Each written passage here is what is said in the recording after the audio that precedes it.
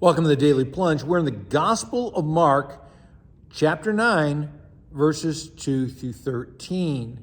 Now, this is the passage about the Transfiguration. We start off the first three words, after 6 days. After what? Well, it was after, Peter confesses Jesus as the Messiah.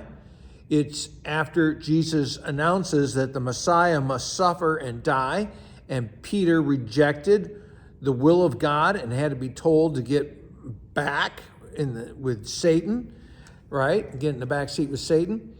And then this is also after Jesus has told them that in order to follow him, they must die to themselves, right? They must pick up their cross, die to themselves, and find their life in Christ. So now he's taken up his inner circle, Peter, James, and John.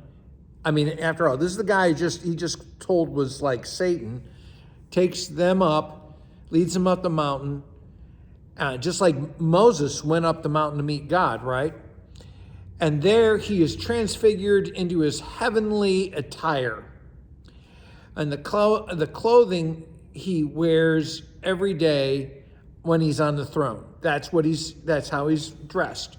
A dazzling white, whiter than any white, blinding white light, right? And snow, think about how snow makes sunlight brighter. That's what we're talking about here. And he's transfigured into who he is in heaven. This is a glimpse of eternity. And Jesus is talking with Moses and Elijah.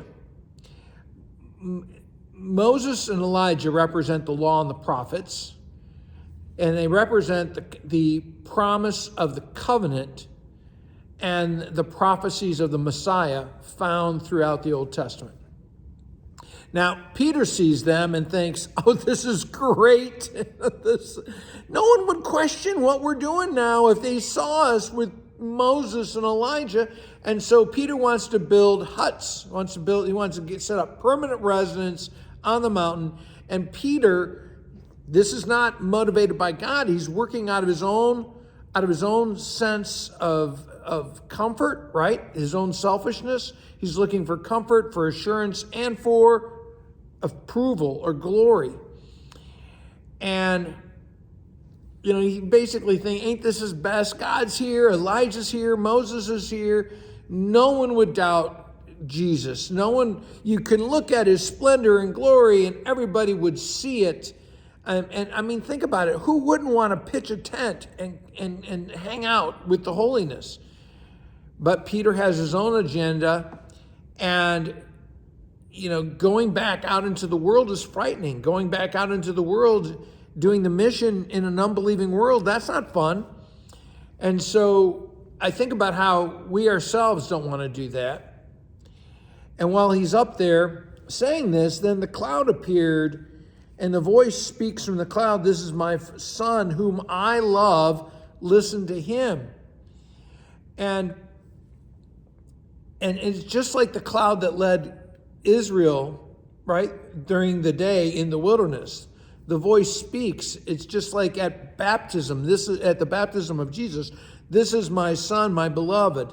This is the Son of God. I love my son. Listen to him." And suddenly all the splendor and all the glory comes to an end. And they're left only with Jesus, no one else. And Jesus tells them to keep this a secret until the Son of Man is raised from the dead. He affirms that right there and then again, that he's going to die and he's going to be raised again. And they're still confused about it. And they ask, why must Elijah come first, which comes out of Malachi chapter 4, verses 5 and 6. And the purpose of Elijah is to prepare the way for the Messiah, for the Son of Man who will suffer, just as John the Baptist did. And so Jesus is carrying out the will of his Father. Hey, thanks, friends. Have a blessed day.